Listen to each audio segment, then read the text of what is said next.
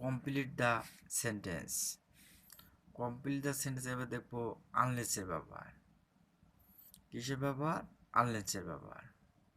তাহলে এখানে দেখো যে 1 নম্বর বা 5 নম্বর আমরা আলোচনার মাধ্যমে ক্লিয়ার করব যে 1 নম্বরও থাকতে পারে, যে কোনো রেঞ্জ থাকতে পারে, কিন্তু এখানে দেখো যদি ডট ডট না হবে আমরা উদাহরণের মাধ্যমে ক্লিয়ার করব। তাহলে আনলেস মানে যদি ডট ডট না অর্থাৎ ভার্ব না থাকবে। যেমন দেখো আনলেস, আনলেস থাকলে কীভাবে অনুবাদ করতে হবে দেখো, আনলেস ইউ ওয়ার্ক হার্ড। তাহলে যদি কথা থাকলো যদি, ইউ মানে তুমি, যদি তুমি ওয়ার্ক হার্ড কঠোর পরিশ্রম না করো, তাহলে এখানে ভার্বের আগে শুধু করো মানে ওয়ার্ক হার্ড মানে কঠোর পরিশ্রম করা, তাহলে কঠোর পরিশ্রম শুধু এবার টেকনিকে না করো লাগিয়ে দেবে। যদি তুমি কঠোর পরিশ্রম না করো তাহলে তুমি পরীক্ষায় পাশ করতে পারবে না। যেমন দেখো ইউ উইল নট অর্থাৎ 9 নম্বর টেন্স, তাহলে টেন্স ছাড়া তোমরা কম্পিটিশন তৈরি করতে পারবে না। ইউ উইল নট, তাহলে কথার ইংরেজি হবে না, এখানে শুধু সাবজেক্ট বসবে ইউ। তাহলে উইল নট তোমরা নর্মাল ইনস্ট্রাকশন বসে দিলে উইল নট, পাস করতে পারবে না, তাহলে পাস ইন দ্য এক্সাম অর্থাৎ পরীক্ষায়। তাহলে এবার দেখো unless you eat a balanced diet, যদি তুমি, ইউ মানে তুমি, যদি তুমি মানে আমাদের ভারপ্রাপ্ত পরে দিতে হয়, যদি তুমি এ ব্যালেন্স ডায়েট সুষম খাবার না খাও। তাহলে কীভাবে? যদি এবং না, যদি তুমি সুষম খাবার না খাও তাহলে তুমি অসুস্থ হবে।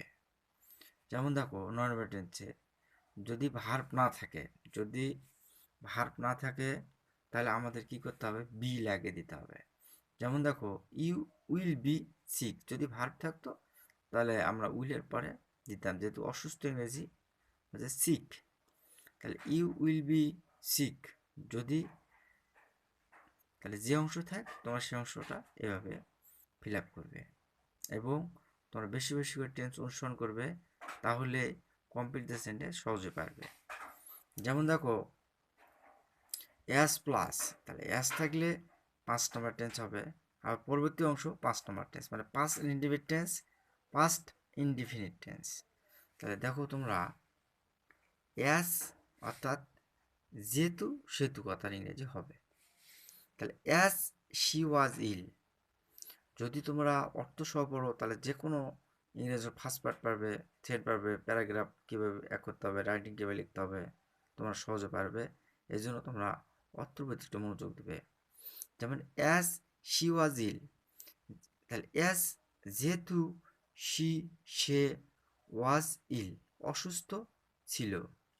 তাহলে বাংলা অনুবাদ করবার সময় আমাদের অনুবাদ করতে হয় এস, প্রথমে সাবজেক্ট অনুবাদ করতে হয়, তারপর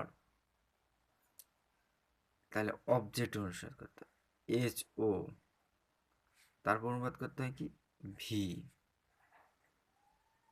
অর্থাৎ আগে বাংলা অনুবাদ করতে সময় আগে সাবজেক্টের, তারপর অবজেক্টের, তারপর ভার্বের অনুবাদ করতে হয়।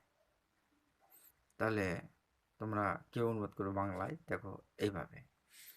যেমন দেখো অ্যাজ যেহেতু শি ওয়াজ ইল, তাহলে যেহেতু সে, তারপর অবজেক্ট অনুবাদ করব ছিল, ইল অসুস্থ, যেহেতু সে অসুস্থ, তাহলে এখানে ভার্ব অনুবাদ ছিল, এভাবে বাংলা অনুবাদ করতে হয়।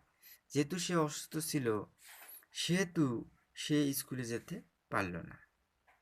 তাহলে দেখো he could not go to school, অর্থাৎ সে, এখানে তে পারা কথা যুক্ত থাকলে আমাদের ক্যান ব্যবহার করতে হয়, যেহেতু এখানে 5 নম্বর টেন্সে করতে হবে তাই ক্যানের পরিবর্তে কুড ব্যবহার করা হয়েছে।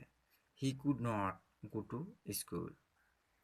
যেমন দেখো অ্যাজ হি ওয়াজ ট্রাইড, তাহলে যেহেতু সে, তাহলে আমি বলেছি, তাহলে অবজেক্টের আগে অনুবাদ করতে হবে। যেহেতু সে ট্রাইড, ক্লান্ত ছিল, ক্লান্ত বা অসুস্থ, যেহেতু সে ক্লান্ত ছিল, ভার্বের অনুবাদ পরে হবে, ভার্বের অনুবাদ পরে হয়।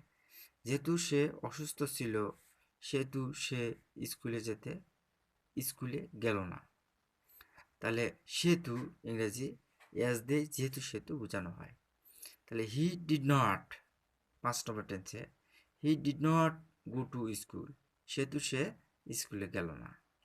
তাহলে এবার আমরা দেখব অ্যাজ ইফ বা as the plus 5 number tense. যদি এইদিকে 1 নম্বর টেন্স থাকে, তাহলে পরবর্তী অংশে 5 নম্বর টেন্স করতে হবে। অর্থাৎ প্রেজেন্ট ইন্ডিপেন্ডেন্স থাকলে পাস্ট ইন্ডিপেন্ডেন্স করতে হবে। তাহলে আমরা এমন ভাব যেন, তাহলে এমন শব্দ লাগিয়ে দিতে হবে যে এমন আচরণ বা এমন ব্যবহার, এরকম আর কি অর্থ প্রকাশ পাবে। তারপর যেন কথা আসবে।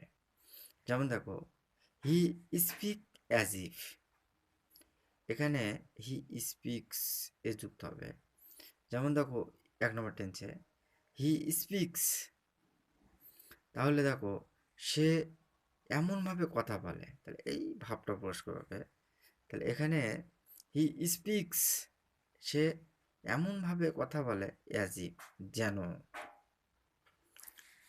সে আমাকে চিনত না।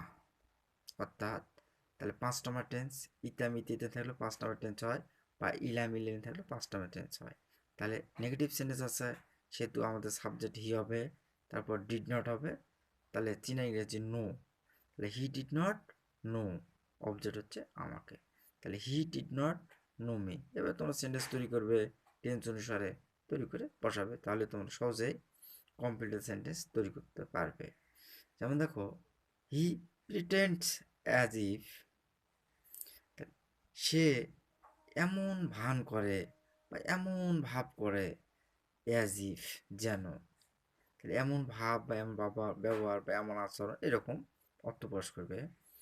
যেমন হি প্রিটেন্ড অ্যাজ ইফ, সে এমন ভান করে, অ্যাজ ইফ যেন সে পাগল, অথবা হতে পারে সে ডাক্তার, বিভিন্ন কিছু তোমার তৈরি করতে পারতে। তাহলে এখানে দেখো, তাহলে সে কি পাগল, তাহলে এখানে আমাদের 1 নম্বর টেস্ট থাকার কারণে আমরা 5 নম্বর তৈরি করতেছি। তাহলে এখানে 5 নম্বর তৈরি করছি, এখানে অ্যামিজারে 5 নম্বর ওয়াজ হয়, তাহলে হি ওয়াজ মেড, তাহলে আমরা ওখানে দেখাচ্ছি, তাহলে সে পাগল ছিল। অর্থাৎ বাংলা অনুবাদ করতে গেলে প্রথমে সাবজেক্ট, তারপর অবজেক্ট, তারপর ভার্ব অনুবাদ করতে হয়। তাহলে এবার দেখো, টিল বা আনটিল, না তারপর ডট ডট পর্যন্ত। তাহলে এটুকু মনে রাখো, উদাহরণের মাধ্যমে ক্লিয়ার হবে। যেমন দেখো, হোয়াইট হেয়ার, হোয়াইট হেয়ার, তাহলে এখানে অপেক্ষা করো, কি করো, এখানে অপেক্ষা করো। আনটিল আই রিটার্ন, আমি ফিরে না আসা পর্যন্ত, অর্থাৎ এখানে এই ফিরে না আসা পর্যন্ত, অর্থাৎ রিটার্ন বা ফেরত না আসা পর্যন্ত। তাহলে এই জায়গাটায় তোমরা দেখো কেউ অনুবাদ করতে হবে। তাহলে আনটিল অর্থাৎ না, তারপর পর্যন্ত, তাহলে এখানে অপেক্ষা করো আমি ফিরে না আসা পর্যন্ত। এবার দেখো, they will not go out, তাহলে they will not go out, তাহলে দে মানে তারা, উইল নট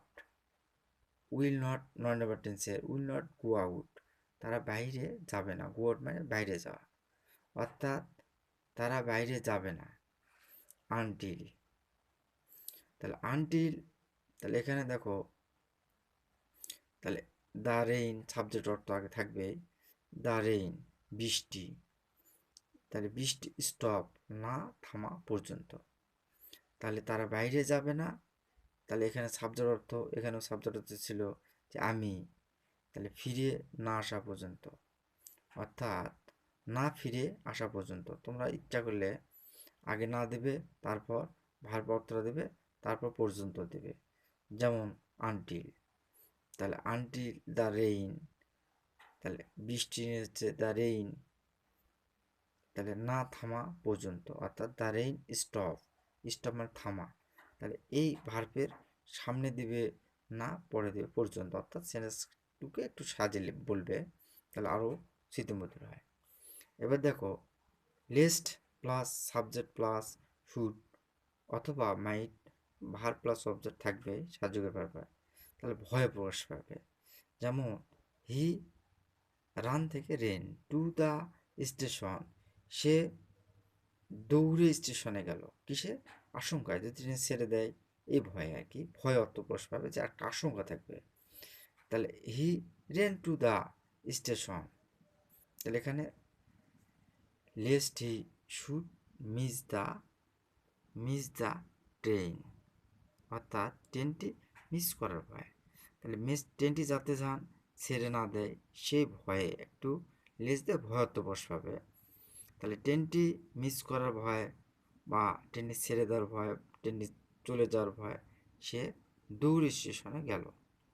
যাই হোক, এই জিনিসটা প্রকাশ পাবে। তাহলে তোমরা এভাবে যদি তোমরা অনুবাদ করে পড়ো, তাহলে ইংরেজি তোমাদের খুব সহজ হবে।